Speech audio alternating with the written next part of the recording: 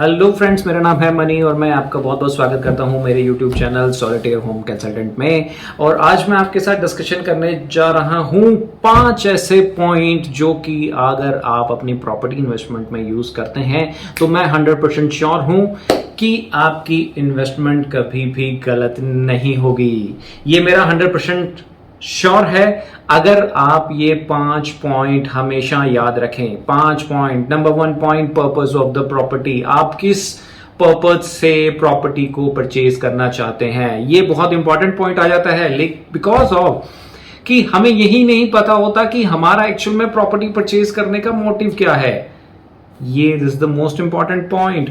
आप देखिए कि फर्स्टली आप अपने पर्पस को डिफाइन कीजिए कि एक्चुअल में हम प्रॉपर्टी में इन्वेस्टमेंट क्यों करना चाहते हैं। लोगों को पता ही नहीं होता कि वो इन्वेस्टमेंट क्यों करना चाहते हैं। कुछ लोग कंफ्यूज हो जाते हैं कि यार मैं इन्वेस्टमेंट करनी है, कुछ लोग ये कहते हैं कि मुझे अपने लिए घर लेना है।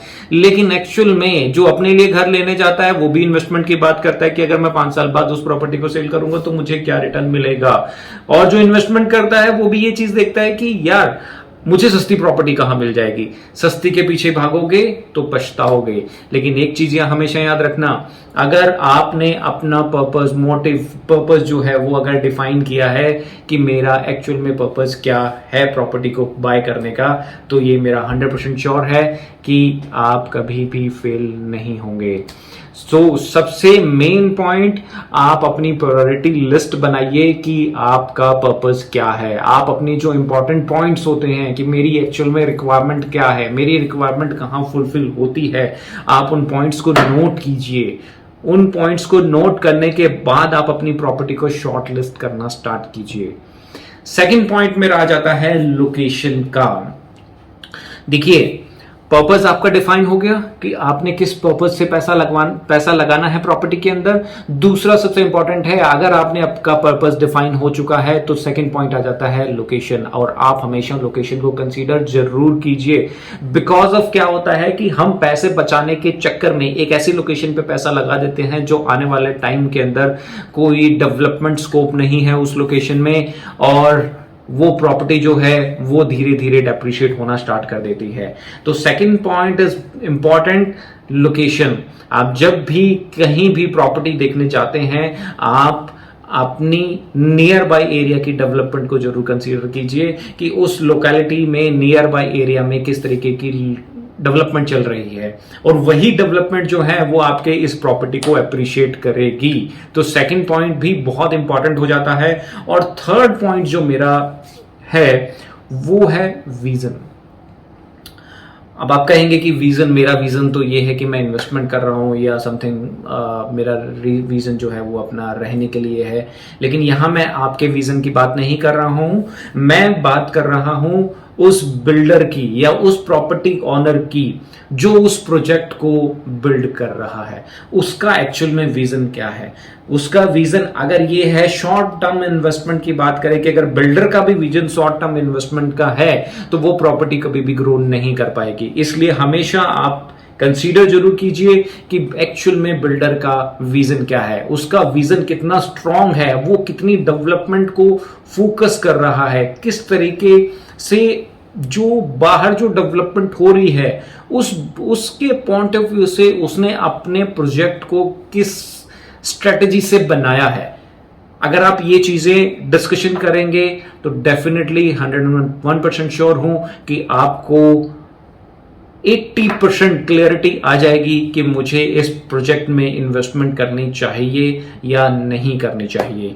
फोर्थ पॉइंट आ जाता है क्वालिटी का। डेफिनेटली क्वालिटी भी बहुत एक इंपॉर्टेंट पॉइंट है, लेकिन इसको फोर्थ पॉइंट पे मैंने इसलिए कंसीडर किया है बिकॉज ऑफ कि अगर आपका पर्पस क्लियर नहीं है, अगर आपकी लोकेशन क्लियर नहीं है, अगर बिल्डर का विजन क्लियर नहीं है तो क्वालिटी कुछ भी नहीं कर सकती। रीजन है कि अगर हम एक स्लम एरिया में एक अच्छी झुग्गी बना देते हैं तो वो स्लम एरिया ही कंसीडर होता है। इसलिए चीज ये है कि ऐसा नहीं है कि क्वालिटी वाली प्रोडक्ट अप्रिशिएट नहीं होता। 101% क्वालिटी बहुत ही इंपॉर्टेंट पार्ट है और क्वालिटी का प्रोडक्ट ही अप्रिशिएट होगा। लेकिन उसके साथ साथ हमें 10 पॉइंट्स और भी कंसीडर करने पड़ेंगे, तभी हमारी प्रॉपर्टी जो है वो बहुत अच्छे लेवल पे ग्रो हो पाएगी। क्वालिटी जो है ये बहुत ही इंपॉर्टेंट पार्ट आ जाता है किसी भी बिल्डर के लिए भी, किसी भी बायर के लिए भी। तो क्वालिटी को हमेशा कंसीडर कीजिए, आप एक एक चीज चेक कीजिए कि एक्चुअल में लेटेस्ट कंस्ट्रक्शन क्या है, लेटेस्ट कंस्ट्रक्शन टेक्नोलॉजीज क्या है, लेटेस्ट जो पॉइंट्स होते हैं कि आप लेके चलें कि हमें लास्ट कंस्ट्रक्शन XYZ हम कहीं भी रह रहे हैं, हमारी लास्ट कंस्ट्रक्शन में हमें ये फ्लॉज मिले, हम जिस घर के अंदर रह रहे हैं हमें इस तरीके की प्रॉब्लम आ रही है, तो क्या बिल्डर ने वो चीजें रेक्टिफाई की हैं, क्या बिल्डर ने उन चीजों के ऊपर काम किया है, क्या बिल्डर ने अपनी लास्ट प्रॉपर्टी के अंदर कुछ कमियां थी उसको कवर किया है इस नए प्रोडक्ट के अंदर।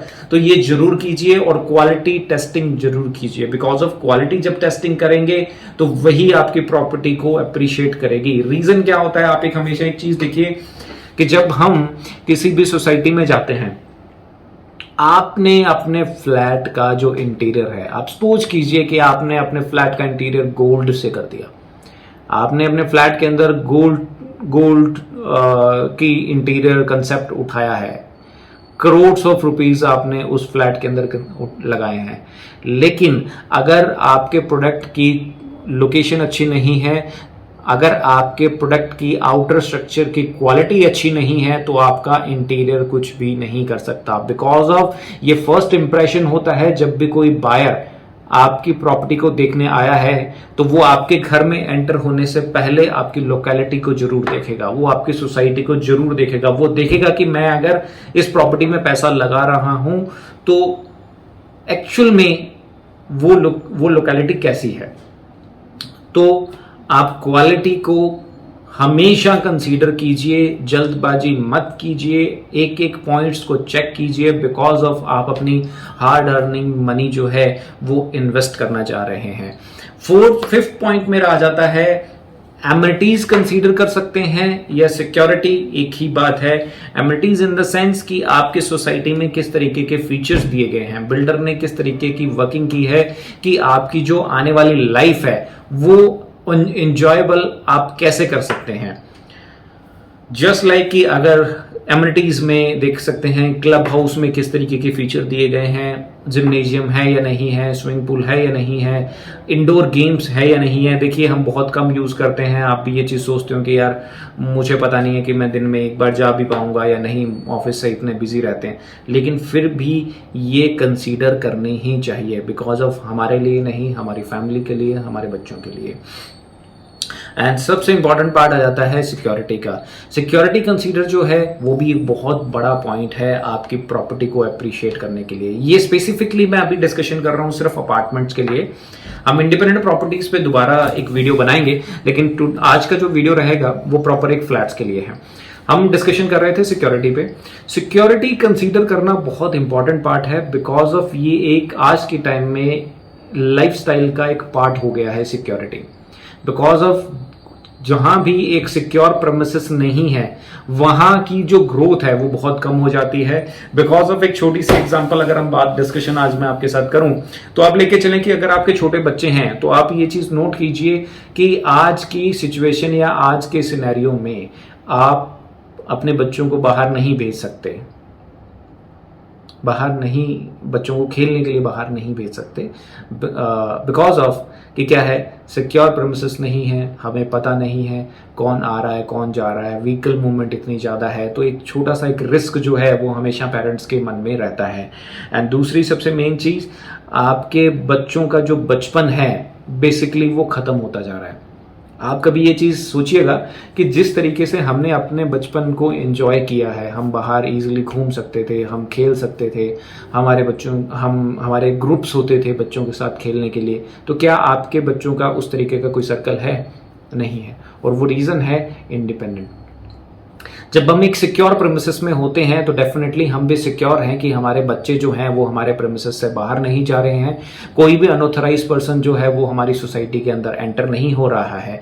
तो उस पॉइंट ऑफ व्यू से देखा जाए तो हमें सिक्योरिटी को भी एक मेन पॉइंट में कंसीडर करना चाहिए। श्योर हूं कि अगर इन 5 पॉइंट्स को अगर आप अपनी प्रॉपर्टी बाइंग के अंदर कंसीडर करते हैं तो आप एक अच्छी प्रॉपर्टी में इन्वेस्टमेंट ज़रूर करेंगे और डेफिनेटली वो जो प्रॉपर्टी है वो आने वाले टाइम में बहुत अच्छी अप्रिशिएट भी होगी।